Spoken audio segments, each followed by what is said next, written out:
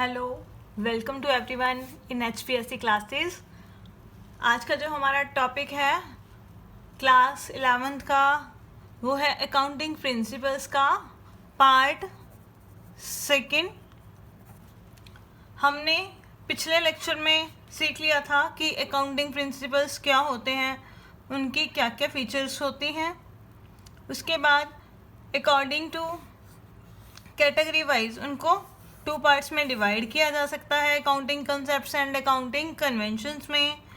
उसके बाद जो अकाउंटिंग कंसेप्ट्स हैं वो भी हमारे पास 2 टाइप्स के होते हैं, fundamental accounting assumptions and second other concepts. हमने पिछली क्लास में ये सीख लिया था कि what is fundamental accounting assumptions. इसमें क्या क्या इंक्लूड होता है, going concern concept, consistency concept and accrual concept. इसके बाद हमारे पास बाकी प्रिंसिपल्स बच गए अकाउंटिंग प्रिंसिपल्स, वो हम आज की वीडियो में सीखेंगे। तो हमारा जो आज का जो फर्स्ट प्रिंसिपल है वो क्या है,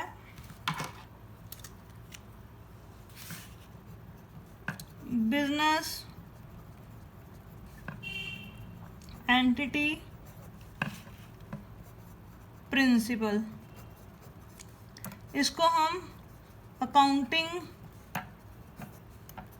एंटिटी प्रिंसिपल भी बोलते हैं। मैं आपको एग्जांपल से समझाती हूँ ये कंसेप्ट क्या होता है। सपोज एक पर्सन है राम,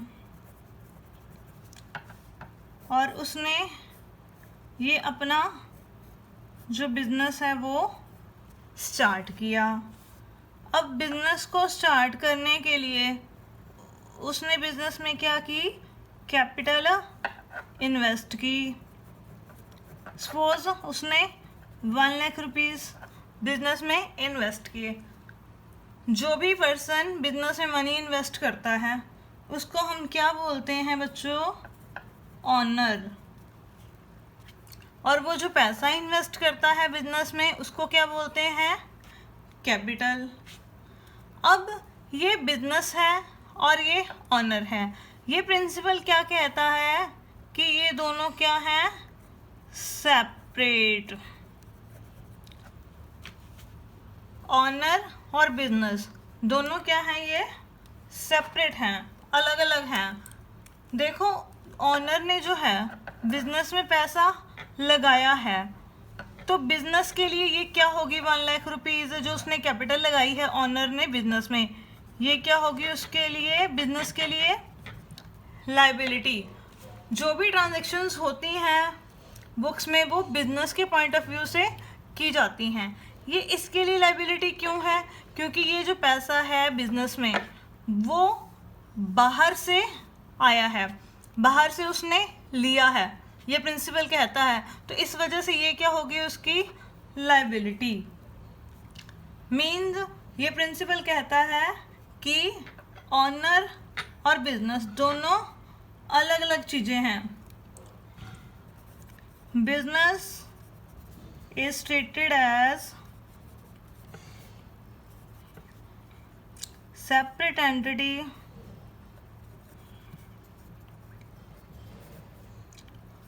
distinct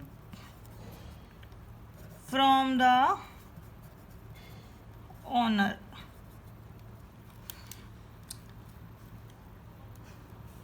ये प्रिंसिपल क्या कहता है, business is treated as separate entity distinct from the owner. Business की खुद की अलग पहचान होती है और ऑनर की खुद की अलग पहचान होती है। जो भी हम ट्रांजैक्शन रिकॉर्ड करते हैं वो हम बिजनेस के पॉइंट ऑफ व्यू से रिकॉर्ड करते हैं। इसी वजह से जो भी ऑनर जो है पैसा इन्वेस्ट करता है बिजनेस में, कैपिटल, उसे बिजनेस की क्या माना जाता है, लाइबिलिटी। ये तो था हमारा first principle.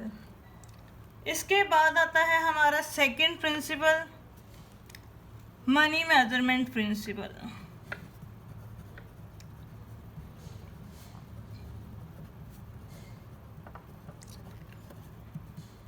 Money measurement principle ये प्रिंसिपल क्या कहता है? नाम से पता लग रहा है, मनी मेजरमेंट प्रिंसिपल। सपोज हमारा ये बिजनेस है, ठीक है बच्चों, और ये हमारा एक मैनेजर है, और सपोज करो ये हमारा सप्लायर है। हमने सप्लायर से गुड्स खरीदी, कितने की? 1 लाख रुपीस की। और जो हमारा मैनेजर है वो जॉब छोड़कर चला गया, उसने जॉब छोड़ दी। वो हमारा बहुत अच्छा एम्प्लॉय था, वो सारे काम को बहुत अच्छे तरीके से संभालता था। तो बच्चों मुझे ये बताओ कि इन दोनों ट्रांजैक्शंस में से कौन सी ट्रांजैक्शन बिजनेस में रिकॉर्ड होगी? एक तो हमने जो 1 लाख की गुड्स सप्लायर से खरीदी, या जो हमारा मैनेजर है वो जॉब छोड़कर गया। तो बच्चों यहाँ पर जो मैनेजर ने जॉब छोड़ी उसको हम बिजनेस में नहीं रिकॉर्ड करेंगे, क्योंकि उसको हम मनी में मेजर नहीं कर सकते। ये प्रिंसिपल क्या कहता है कि जो भी ट्रांजैक्शंस या इवेंट्स जिनको हम मनी टर्म में एक्सप्रेस करते हैं वही रिकॉर्ड की जाती हैं, यानी सभी ट्रांजैक्शंस को हमने मनी टर्म में एक्सप्रेस करना होता है। यानी transactions plus events that can be express in terms of money are recorded in the books of accounts। ये प्रिंसिपल बच्चों क्या कहता है? जो भी ट्रांजैक्शंस हैं हमारे बिजनेस की या इवेंट्स हैं जिनको हम मनी की टर्म में एक्सप्रेस कर सकते हैं उनको ही बुक्स में रिकॉर्ड किया जाता है। तो अभी यहाँ पर इसको हम रिकॉर्ड नहीं करेंगे, लेकिन जो सप्लायर से हमने गुड्स खरीदी थी 1 लाख रुपीज़ की, उसको तो हम मनी की टर्म में एक्सप्रेस कर सकते हैं। तो इट मीन इसको तो बुक्स में रिकॉर्ड किया जाएगा, लेकिन इसको रिकॉर्ड नहीं किया जाएगा। यानी जो भी ट्रांजेक्शन्स या इवेंट्स जिनको हम मनी की फॉर्म में एक्सप्रेस नहीं कर सकते वो अकाउंट्स में कभी भी रिकॉर्ड नहीं की जाती। हर ट्रांजैक्शन और इवेंट्स का मनी की टर्म में एक्सप्रेस होना ज़रूरी है। ये तो एक छोटा था एग्जांपल था हमारे पास कि मैनेजर ने जॉब छोड़ दी। उसी तरह अगर हमारे वर्कर्स स्ट्राइक कर दें तो स्ट्राइक से हमें पता है लॉस तो होगा, बट एग्जैक्ट कितने का लॉस होगा उसको मनी टर्म में हम एक्सप्रेस नहीं कर पाएंगे, तो उसे बुक्स में रिकॉर्ड नहीं किया जाएगा। तो बच्चों ये प्रिंसिपल क्या कहता है कि जो भी ट्रांजैक्शन या इवेंट्स जिनको मनी की फॉर्म में एक्सप्रेस किया जा सकता है वही अकाउंट्स की बुक्स में रिकॉर्ड की जाती हैं, और जिनको हम रिकॉर्ड नहीं कर सकते, मनी में एक्सप्रेस नहीं कर सकते, उनको रिकॉर्ड नहीं किया जाता। इसके बाद आता है हमारा थर्ड प्रिंसिपल, उसका नाम क्या है? अकाउंटिंग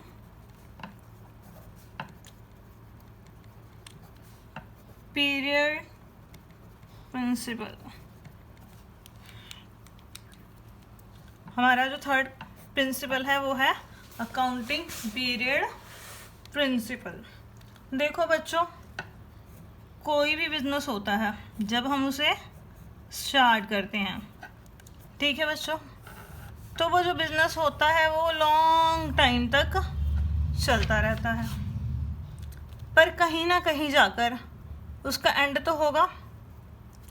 ठीक है बच्चों, ये बिजनेस स्टार्ट हो गया हमारा, तो टोटल जो बिजनेस का टाइम है, यानी जिसको हम क्या कह सकते हैं, लाइफ ऑफ द बिजनेस। हम बिजनेस फर्स्ट करते क्यों हैं? प्रॉफिट्स कमाने के लिए। तो वो जो प्रॉफिट्स है वो हम कब देखेंगे, कब फाइंड आउट करेंगे? आज बिजनेस स्टार्ट हुआ है, वो पता नहीं कब तक, कितने समय बाद वो ख़त्म होगा, क्या तब हम उसके प्रॉफिट्स या लॉस निकालेंगे? नहीं। कोई भी जो बिजनेसमैन होता है, जब बिजनेस ख़त्म हो जाता है उसके बाद उसके लिए जो प्रॉफिट या लॉस है वो कोई मैटर नहीं करता। टोटल जो बिजनेस की लाइफ होती है वो क्या होती है बच्चों? स्मॉल पार्ट्स में डिवाइड होती है। इक्वल टाइम पीरियड में उसको डिवाइड किया जाता है। जो इक्वल टाइम पीरियड के बाद हम उसका क्या करते हैं, बिजनेस का प्रॉफिट और लॉस निकालते हैं, उसकी परफॉर्मेंस देखते हैं। ये टाइम इंटरवल्स क्या होते हैं बच्चों? सेम होते हैं। हमने फर्स्ट टाइम इंटरवल के बाद देखा कि उसको प्रॉफिट या लॉस हुआ है, सेकेंड टाइम इंटरवल पे देखा। तो ये बिजनेस की जो लाइफ है वो स्मॉल इंटरवल्स में डिवाइड की जाती है, यानी छोटे छोटे इंटरवल्स में। और जो बिजनेसमैन होता है उस स्मॉल इंटरवल्स के बाद देखता है उसे प्रॉफिट हुआ है या लॉस हुआ है। तो ये जो छोटे छोटे इंटरवल्स होते हैं बच्चों, ये क्या होते हैं? Accounting period. जितने टाइम बाद हम अपनी बुक्स बनाते हैं, जितने टाइम पीरियड का हम प्रॉफिट या लॉस निकालते हैं, वो क्या होता है? Accounting period. वो नॉर्मली कितने टाइम्स का होता है हमारे पास? 12 मंथ्स का। नॉर्मली जो बुक्स बनती हैं हर बिजनेस में वो कितने महीनों की बनती हैं? 12 महीनों की, यानी 1 साल की। वो क्या होता है हमारा? Accounting period. इसको हम कैसे डिफाइन कर सकते हैं? Life of an business enterprise is divided into time intervals known as accounting periods, at the end of which income statement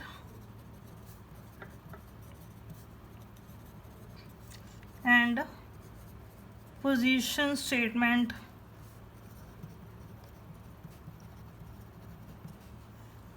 is prepared। देखो बच्चों, जो टोटल बिजनेस की जो लाइफ है ये पूरी, जब से बिजनेस शुरू हुआ है जब ख़त्म होगा, तो इसको हम छोटे छोटे पोर्शंस में डिवाइड कर लेते हैं। उसे हम क्या बोलते हैं? Accounting period. और हर अकाउंटिंग पीरियड के एंड में 2 चीज़ें बनाई जाती हैं। एक तो क्या होती है? इनकम स्टेटमेंट, जिसे हम बोलते हैं प्रॉफिट एंड लॉस अकाउंट। और सेकंड होती है पोजीशन स्टेटमेंट, जिसे हम बोलते हैं बैलेंस शीट। अगर सपोज करो हम प्रॉफिट एंड लॉस अकाउंट नहीं बना रहे तो हमें कैसे पता लगेगा हाँ कि हमें प्रॉफिट हो रहा है या लॉस हो रहा है? तो बिजनेस आगे के आगे चलता जाएगा चाहे लॉस में चल रहा है। तो इसीलिए ज़रूरी हो जाता है कि जो पूरी लाइफ होती है बिजनेस की उसको स्मॉल पार्ट्स में डिवाइड किया जाए और हर पीरियड के एंड में क्या निकाला जाए? उसका प्रॉफिट और लॉस, और उसकी बैलेंस शीट बनाई जाए। तो अब हमारा थर्ड अकाउंटिंग प्रिंसिपल भी हो गया, अकाउंटिंग पीरियड प्रिंसिपल। इसके बाद अब हम करते हैं नेक्स्ट प्रिंसिपल, जिसका नेम है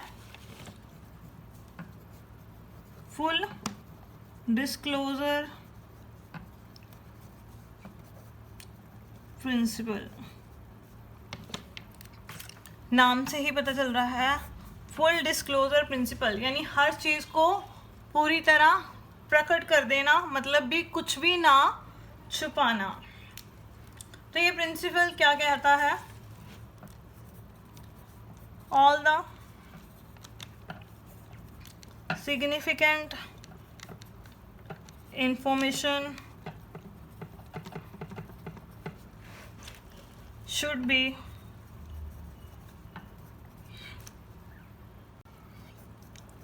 fully disclosed in the financial statements. ये प्रिंसिपल हमें क्या कहता है, ऑल द सिग्निफिकेंट इंफॉर्मेशन, जो भी सूचना हमारे लिए महत्वपूर्ण है, should be disclosed in the financial statement, वो सारी इंफॉर्मेशन हमारे फाइनेंशियल स्टेटमेंट्स में लिखी होनी चाहिए। फुल डिस्क्लोजर मीन्स पूर्णतः प्रकट करना, भी कुछ भी ना छुपाना, यानी हमने कुछ पाया नहीं होना चाहिए या कुछ ऐसी इंफॉर्मेशन नहीं होनी चाहिए जो फाइनेंशियल स्टेटमेंट्स में ना लिखी गई हो लेकिन वो हमारे बिजनेस के लिए इम्पॉर्टेंट हो। इसका जो सबसे इम्पॉर्टेंट एग्जांपल है फुल डिस्क्लोजर प्रिंसिपल का, वो क्या है, contingent liabilities is shown as footnote to the balance sheet. देखो बच्चों, कॉन्टीजेंट लाइबिलिटीज, कॉन्टीजेंट का क्या मतलब होता है कि जो अभी हुआ नहीं है कोई इवेंट, फ्यूचर में उसके होने की संभावना है, वो हो भी सकता है या नहीं भी हो सकता, तो उसके अराइज होने पर, इवेंट के अराइज होने पर जो हमारी लाइबिलिटी बनेगी, जो हमें पे करना पड़ेगा, तो उसको हम क्या करते हैं, पहले से ही बैलेंस शीट में फुटनोट की फॉर्म में दिखाते हैं। यानी जो लॉसेस हमें फ्यूचर में होने हैं उसको हम पहले से ही एस्टिमेट लगा कर रखते हैं कि हो सकता है फ्यूचर में हमें ये पे करना पड़ जाए, बट अभी कंफर्म नहीं है कुछ भी उसके बारे में, तो उसे हम कहाँ शो करते हैं, बैलेंस शीट में फुटनोट की फॉर्म में। वो कहते हैं कि वो भी तो हमारी क्या है, सिग्निफिकेंट इंफॉर्मेशन है, तो उसे भी कहीं ना कहीं लिखा जाना चाहिए, तो उसे हम कहाँ लिखते हैं, बैलेंस शीट में फुटनोट पर। फॉर एग्जांपल, हमारा जो बिजनेस है उसके ऊपर किसी ने मुकदमा किया हुआ है, हो सकता है कल को हमें उसकी जो है अमाउंट पे करनी पड़ जाए, हम मुकदमा हार जाएं तो उसकी हमें अमाउंट पे करनी पड़ेगी। जब अमाउंट हमें पे करनी पड़ेगी वो हमारे बिजनेस के लिए क्या है, बर्डन, और बर्डन हमारी क्या है, लाइबिलिटी। बट अभी कंफर्म नहीं है कि हम मुकदमा जीतेंगे या हारेंगे, तो इस वजह से वो क्या होगी, कॉन्टीजेंट लाइबिलिटी। उसे हम कहाँ शो करेंगे, बैलेंस शीट में फुटनोट में। ये तो हो गया हमारा फुल डिस्क्लोजर प्रिंसिपल। इसके बाद है मटीरियलिटी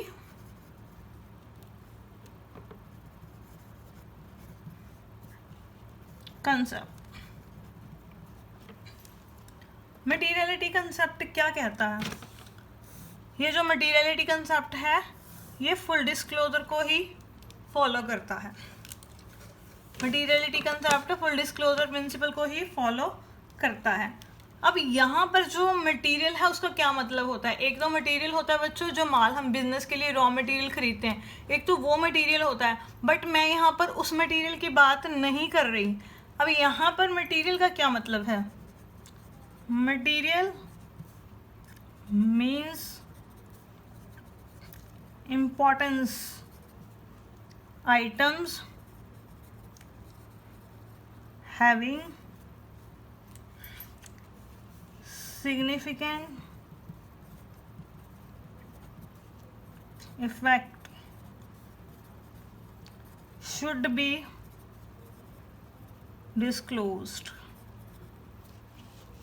अब ये कंसेप्ट क्या कहता है, यहाँ पर मटेरियल का क्या मीनिंग है, मटेरियल मीन्स इम्पॉर्टेंट आइटम्स, यानी जो चीज़ें हमारे लिए क्या है, इम्पॉर्टेंट है, हमारे लिए मीन्स हमारे बिजनेस के लिए क्या है, इम्पॉर्टेंट है, having significant effect should be disclosed, और जिनका कुछ ना कुछ इफेक्ट पड़ेगा हमारे बिजनेस के ऊपर, तो उसे हमेशा रिकॉर्ड किया जाना चाहिए, उन्हें हमें छोड़ना नहीं चाहिए, उसे ऑलवेज बिजनेस में रिकॉर्ड करना चाहिए।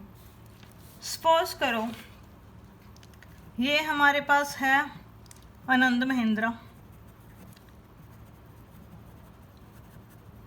आनंद महिंद्रा कौन है बच्चों, आपको पता है, जिसकी गाड़ियाँ आती हैं, बोलेरो गाड़ी आती है, वो है आनंद महिंद्रा।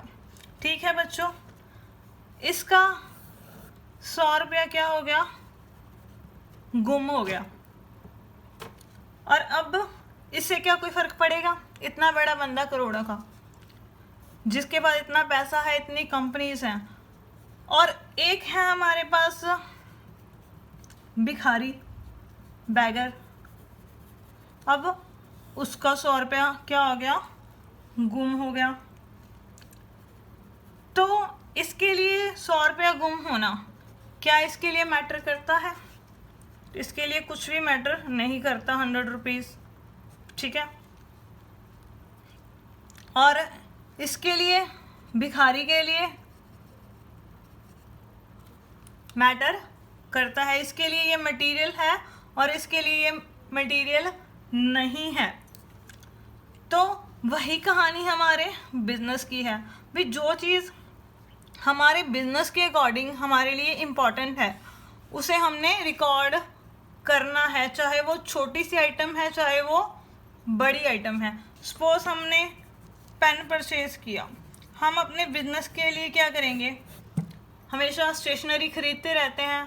तो अब हमने पेन खरीदा है तो इसे भी हम क्या करेंगे, बुक्स में रिकॉर्ड करेंगे, क्योंकि ये भी हमारे लिए क्या है, इम्पोर्टेंस है। It is recorded into books. तो चाहे वो चीज़ छोटी है चाहे वो बड़ी है, लेकिन वो हमारे बिजनेस के लिए इम्पोर्टेंट है तो उसे हमने बुक्स में रिकॉर्ड करना ही करना है। जो चीज़ हमारे लिए मटेरियल है, हो सकता है वो दूसरे के लिए वो मटेरियल ना हो। तो इस वजह से हमने अपने बिजनेस को ध्यान में रखना है कि हमारे लिए क्या मटेरियल है, तो उसे हमने अपने बिजनेस में रिकॉर्ड करना है। 6th प्रिंसिपल है हमारा प्रूडेंस और कंजर्वेशन। ये प्रिंसिपल बच्चों क्या कहता है, सपोज ये आप हैं, आप कोई टेस्ट एग्ज़ाम देके आए हैं,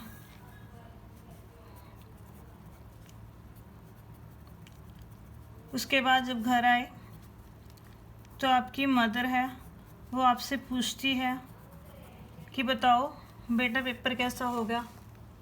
तो आप उस टाइम क्या करते हो? अगर आपके 90 मार्क्स आने होते हैं तो आप क्या बोलते हैं, मम्मा 85 तक आ जाएंगे मेरे पेपर में मार्क्स। अगर आपके 80 आने होते हैं तो आप क्या बोलते हैं कि मम्मा 75 मार्क्स आ जाएंगे। अगर आपको लग रहा होता है कि मैक्सिमम 70 आ जाएंगे तो आप उनको क्या बोलते हो कि मेरे 65 मार्क्स आ जाएंगे। जितने आपके मार्क्स आने होते हैं एग्ज़ाम में आप उससे कम बोलते हो कि मेरे इतने मार्क्स आएंगे। अगर ज़्यादा बोल दिए तो मम्मी आपको बोलेगी ना कल को कि तूने तो 90 कहा था, आए तो तेरे 85 हैं। तो हम क्या करते हैं कि जितना हमें लग रहा होता है, ये हमें लग रहा, हम उससे कम बताते हैं। तो ये क्या हो गया, कंजर्व होना। इसी चीज़ को प्रूडेंट बोला जाता है, यानी आप कंजर्व हैं। मीन्स आप जो लॉसेस होते हैं उसको पहले से लेकर चलते हैं और जो प्रॉफिट्स होते हैं बिजनेस में उसको कम लेकर चलते हैं। ये प्रिंसिपल क्या कहता है, do not anticipate profits but provide for all possible losses। ये प्रिंसिपल क्या कहता है कि जो हमें फ्यूचर में प्रॉफिट्स होने की संभावना है, लग रहा है कि ये प्रॉफिट्स हो जाएंगे, उसको तो हमने बिजनेस में रिकॉर्ड नहीं करना प्रॉफिट्स को तो, लेकिन but provide all the possible losses. जो हमें लग रहा है कि जो बिजनेस में लॉस होने वाले हैं उसको हमने बिजनेस में रिकॉर्ड करना है। इसका जो बेस्ट एग्जाम्पल है हमारे पास। Example number 1, creation of provision for doubtful debits. Creation of provision for doubtful debits. अब हमारे लिए यहाँ पर डेबिट्स क्या होती हैं? मैंने आपको बेसिक अकाउंटिंग टर्म्स वाले चैप्टर में एक टर्म कराई थी, डेटर्स। ये डेबिट्स भी वही डेटर्स होते हैं। सपोज हमने किसी व्यक्ति से 10,000 रुपये लेने हैं। सपोज हमने किसी व्यक्ति से 10,000 रुपये लेने हैं और हमें लग रहा है कि वो हमें 1,000 रुपया कम देगा, 1,000 रुपया उसमें से नहीं देगा। हमें क्या लग रहा है कि हमने जो उससे 10,000 रुपये लेने हैं वो उसमें से हमें 1,000 रुपया कम देगा, तो वो 1,000 रुपया नहीं देगा, तो वो 1,000 हमारा क्या हो गया? लॉस, जिसे हम अकाउंटिंग लैंग्वेज में बोलते हैं प्रोविजन फॉर डाउटफुल डेबिट्स। जो 1,000 हमें लगेगा कि हमारा डूब जाएगा, हमें नहीं मिलेगा फ्यूचर में, उसे क्या बोलते हैं? Provision for doubtful debits. इस लॉस का हम पहले से ही क्या करते हैं? एस्टीमेट लगाकर चलते हैं। किसमें? अकाउंटिंग में। कौन से कंसेप्ट के अकॉर्डिंग? प्रूडेंस कंसेप्ट के अकॉर्डिंग। पेपर में ये क्वेश्चन भी आ जाता है 1 नंबर का, 2 नंबर का, कि जो प्रोविजन फॉर डाउटफुल डेबिट्स बनाई जाती है वो किस कंसेप्ट के अकॉर्डिंग बनाई जाती है, तो आपको ये ध्यान में रखना है। सेकंड एग्जाम्पल है क्लोजिंग स्टॉक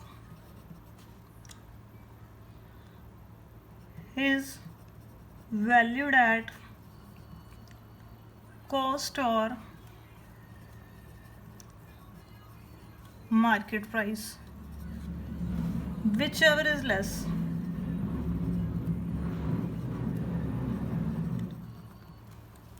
ये कंसेप्ट क्या कहता है?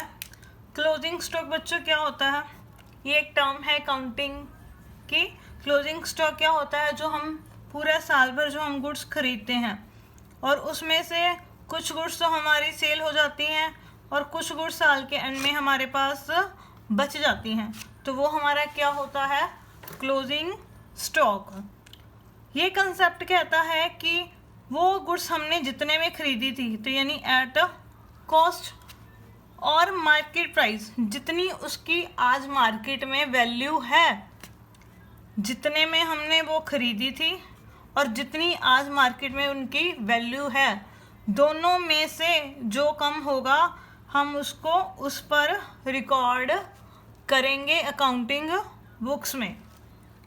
ये बच्चों कंसेप्ट क्या कहता है कि जो हमारा क्लोजिंग स्टॉक होता है उसको हमने बुक्स में एट कॉस्ट या जो उसका मार्केट प्राइस है, दोनों में से जो कम होगा हमने उसको उस पर ही रिकॉर्ड करना होता है, यानी उसकी वैल्यू ज़्यादा नहीं लेनी होती, उसकी वैल्यू कम लेकर ही चलनी होती है।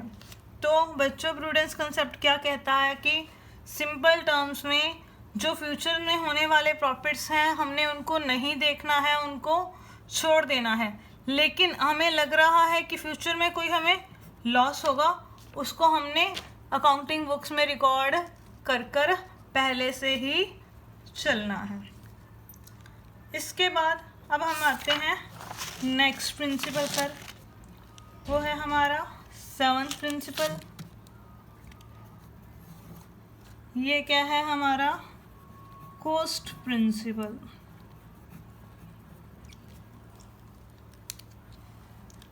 Seventh principle cost principle. ये क्या कहता है? सपोज हमने बिजनेस के लिए कुछ एसेट्स खरीदी। सपोज हमने बिजनेस के लिए एसेट्स परचेज करी 1 लाख की। 1 लाख उसकी क्या हो गई? कॉस्ट। और बाद में उसकी एसेट्स की वैल्यू बढ़ गई, यानी उसकी मार्केट वैल्यू कितनी हो गई, 1,10,000। फिर उसकी वैल्यू बढ़कर कितनी होगी, 1,20,000। एसेट्स हमने कितने में खरीदी है, 1,00,000 रुपए में, और उसकी मार्केट वैल्यू बाद में बढ़कर कितनी हो गई, 1,10,000 या 1,20,000। और ये प्रिंसिपल क्या कहता है कि ये अब कॉस्ट पे रिकॉर्ड की जाएगी या मार्केट वैल्यू पर रिकॉर्ड की जाएगी। इसमें मार्केट वैल्यू मैटर नहीं करती, चाहे वो कम हो रही है चाहे वो बढ़ रही है। ये प्रिंसिपल कहता है कि एसेट्स बुक्स में उतनी वैल्यू पर रिकॉर्ड की जाएगी जितने की हमने खरीदी है, एक्चुअल में परचेज की है। The asset is recorded in the books at cost price. Simple सी बात है कि जो एसेट्स हमने जितने की खरीदी है उसको खरीदने के लिए जितने रुपए हमने दिए हैं तो बुक्स में वो उतने में ही रिकॉर्ड की जाएगी, चाहे उसकी मार्केट वैल्यू ज़्यादा हो जाए और चाहे उसकी मार्केट वैल्यू कम हो जाए। इसके बाद हमारा आता है नेक्स्ट प्रिंसिपल, वो है मैचिंग प्रिंसिपल। मैचिंग प्रिंसिपल क्या कहता है, cost incurred during a particular period should be match against the revenue of that period. जो खर्चा होता है किसी एक पर्टिकुलर अकाउंटिंग पीरियड में वो किसके साथ मैच होना चाहिए, जो हमने उसी सेम पीरियड में जो हमने रेवेन्यू कमाया है। ये प्रिंसिपल क्या कहता है कि जो हमारे रेवेन्यू हैं और जो हमारे एक्सपेंसेस हैं वो क्या होने चाहिए, मैच होने चाहिए। सपोज हमारा जो अकाउंटिंग ईयर है वो 1 अप्रैल 2017 को शुरू हो रहा है और वो 31 मार्च 2018 को बंद होगा। तो हमने उस टाइम में जितना हमने रेवेन्यू अर्न किया है, हमने जो खर्चे हैं वो भी सेम टाइम के लेने हैं, यानी 1 अप्रैल 2017 के बीच में से लेकर 31 मार्च 2018 तक। कहने का भाव ये है, अगर आप रेवेन्यू 1 अप्रैल 2017 से 31 मार्च 2018 का ले रहे हो तो एक्सपेंसेस भी इसी टाइम पीरियड के लेने हैं। ये नहीं है कि ये सेशन तो आपका 1 अप्रैल से शुरू हो रहा है, रेवेन्यू इस टाइम का ले रहे हो और एक्सपेंसेस आप जनवरी 2017 से लेकर 31 दिसंबर 2018 के लिए लोगे। ऐसा नहीं हो सकता। जिस टाइम पीरियड के आपके रेवेन्यू हैं उसी टाइम पीरियड के आपके क्या होने चाहिए, एक्सपेंसेस। यानी जो इनकम आपने जिस पीरियड में कमाई है उस इनकम को कमाने के लिए उसी सेम टाइम पीरियड के क्या लेने हैं हमने, खर्चे। वो आपस में क्या होने चाहिए, मिलने चाहिए। हमारी एसेट्स होती है, हम उसको एक बार खरीद लेते हैं तो उसको हम सारा साल यूज़ करते हैं।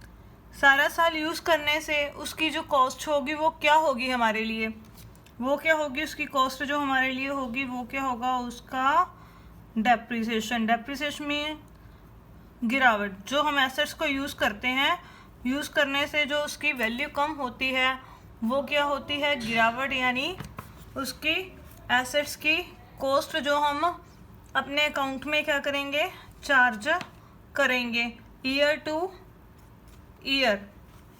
ये सबसे बेस्ट एग्जांपल है। अभी जो डेप्रिसिएशन है एसेट्स के ऊपर वो किसके अकॉर्डिंग लगता है, मैचिंग प्रिंसिपल के अकॉर्डिंग। अब यहाँ पर हमारा जो कॉस्ट प्रिंसिपल हो गया और मैचिंग प्रिंसिपल हो गया। कॉस्ट प्रिंसिपल का दूसरा नाम जो है वो हिस्टोरिकल कॉस्ट भी इसको हम कह सकते हैं। ये प्रिंसिपल क्या कहता है कि जो एसेट्स हम खरीदते हैं बुक्स में वो उतने की ही रिकॉर्ड होनी चाहिए जितने की हमने खरीदी है, जितना हमने एक्चुअल में पे किया है, ना कि उसकी मार्केट वैल्यू पर। मार्केट वैल्यू कोई मैटर नहीं करती। और सेकंड जो हमारा मैचिंग प्रिंसिपल है वो क्या कहता है, सिंपल वर्ड्स में भी जिस टाइम पीरियड से लेकर जिस टाइम पीरियड तक का हम रेवेन्यू ले रहे हैं तो जो एक्सपेंसेस होंगे वो भी क्या होंगे, सेम टाइम पीरियड के ही लेंगे हम, वो अलग टाइम पीरियड के हम नहीं ले सकते। इसके बाद आता है हमारे पास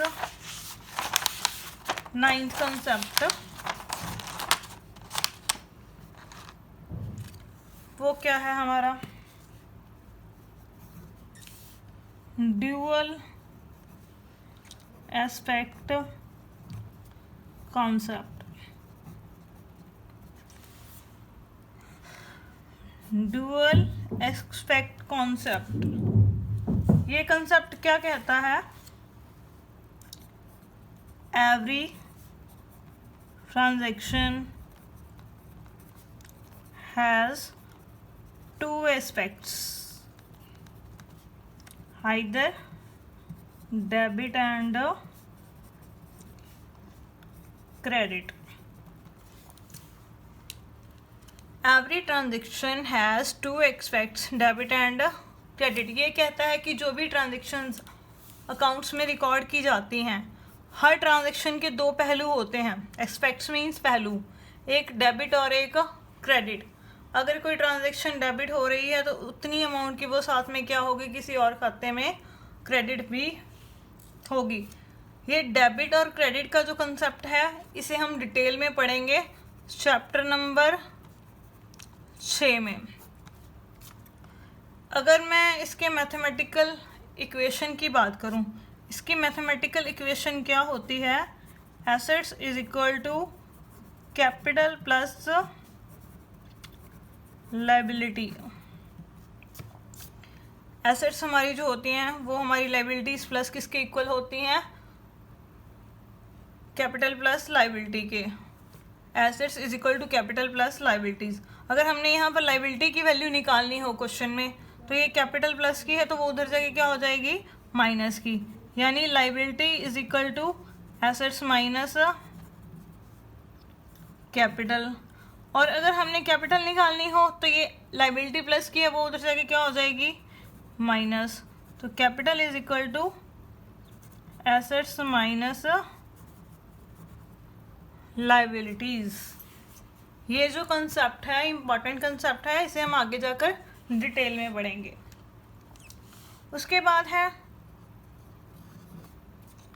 10th कंसेप्ट हमारा, 10th अकाउंटिंग प्रिंसिपल। वो क्या है, revenue recognition principle. Revenue recognition principle, आय को हमने क्या करना है, रिकॉग्नाइज करना है। रेवेन्यू क्या होती है, हमारी आय, जो हम सेल करते हैं, सेल करके जो अर्न करते हैं, सेल के बदले में हमें जो मिलता है। ये प्रिंसिपल कहता है कि उसे कब रिकॉग्नाइज किया जाना चाहिए। सपोज ये हमारा बिजनेस है और ये हमारा कस्टमर है, ये हमारा कस्टमर है, इसको हमने गुड्स सोल्ड करी, इसको हमने गुड्स सोल्ड करी कितने की, 50,000 की। कब करी, सपोज 1 जुलाई 2018 को, लेकिन उसने हमें अभी पैसे नहीं दिए हैं। ठीक है बच्चों, तो ये कौन सी सेल होगी हमारी, क्रेडिट सेल। सपोज उसने जो पेमेंट की हमें, वो हमें कब की, 1 अप्रैल 2019 को। दोबारा से देख लो, ये हमारा बिजनेस है, हमने एक कस्टमर को गुड्स सोल्ड करी 50,000 रुपये की। कब करी, 1 जुलाई 2018 को। और उसने हमें जो पेमेंट है सेल की, जो हमने उसको माल बेचा है, उसकी पेमेंट हमें कब करी, 1 अप्रैल 2019 को। हमने तब तक उसको क्या माल बेचा है, उधार में माल बेचा है, तो ये हमारी क्या होगी, क्रेडिट सेल। और कस्टमर हमारा क्या हो गया, डेटर्स, उससे हमने पैसे लेने हैं। अब क्वेश्चन ये अराइज होता है, जो हमने उसको सेल करी है ये बुक्स में हमें 1 जुलाई 2018 को रिकॉर्ड करनी चाहिए, या जब हमें उसकी पेमेंट रिसीव हुई है तब रिकॉर्ड करनी चाहिए, क्योंकि ये तो जो फाइनेंशियल ईयर होगा वो तो होगा 2018-19 और ये कब होगा 19-20। तो जो रेवेन्यू रिकॉग्निशन प्रिंसिपल है ना, ये बिल्कुल एक्रूअल कंसेप्ट को फॉलो करता है। एक्रूअल कंसेप्ट को ये फॉलो करता है कि जो भी ट्रांजैक्शन जब होती है उसे तभी रिकॉर्ड किया जाना चाहिए। सेम उसी तरह से है, हमारी जो सेल हुई है वो कब हुई है 1 जुलाई 2018 को, तो ये बुक्स में कब रिकॉर्ड की जाएगी 1 जुलाई 2018 को, ना कि 1 अप्रैल 2019 को। तो इसके पैसे कब आए हैं वो मैटर नहीं करता हमारे लिए, हमने गुड्स कब बेची, कस्टमर को कब दी, तो वो हमारी क्या मानी जाएगी, तब सेल मानी जाएगी। वो उसी रेट को क्या होगी बिजनेस में रिकॉर्ड की जाएगी। तो ये कंसेप्ट कहता है revenue is recognised in the period in which it is earned, irrespective of the fact whether it is received और not.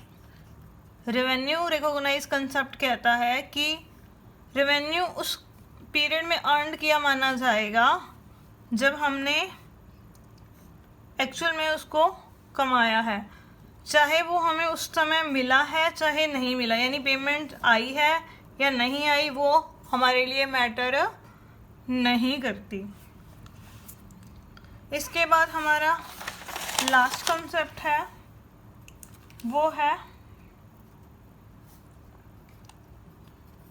Objective principle, verifiable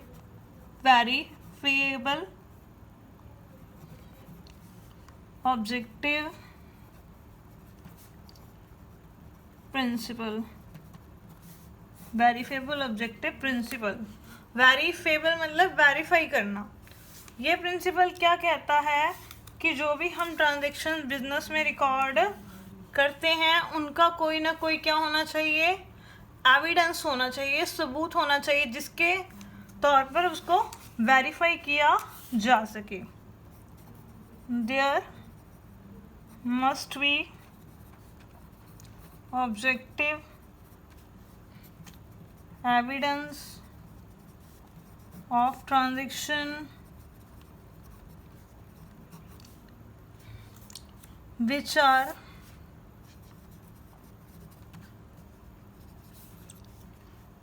capable of verification। ये प्रिंसिपल क्या कहता है कि जो भी ट्रांजैक्शन हम बिजनेस में रिकॉर्ड करते हैं उनका कोई ना कोई एविडेंस होना चाहिए, बिना एविडेंस के वो ट्रांजैक्शन वैलिड नहीं होती। और जो एविडेंस होते हैं वो क्या क्या होते हैं बिजनेस में, जब हम किसी को माल बेचते हैं तो ख़रीदते हैं तो हम क्या बना के देते हैं उनको, बिल या इनवॉइस। तो ये क्या होते हैं एविडेंस ऑफ द बिजनेस, ये हमारे एविडेंस होते हैं। बिना एविडेंस के कोई भी जो ट्रांजैक्शन है वो वैलिड नहीं मानी जाती। कोई भी ट्रांजैक्शन हम बिजनेस में करें तो उसका हमें क्या रखना चाहिए, अपने पास एविडेंस ज़रूर रखना चाहिए। तो बच्चों ये हमारा जो चैप्टर है ये कंप्लीट हो गया। इसमें हमने 3 फंडामेंटल अकाउंटिंग एग्जाम्पशंस करी और सेकंड हमने इसमें 11 अकाउंटिंग प्रिंसिपल कर लिए। टोटल ये 14 प्रिंसिपल्स हमारे यहाँ इसमें कंप्लीट हो गए। अगर आपको किसी भी कंसेप्ट में कोई डाउट है तो आप मुझसे पूछ सकते हैं नीचे कमेंट में लिखकर। तो हमारे साथ बने रहिए, पढ़ते रहिए और घर पर सेफ रहिए। Thank you.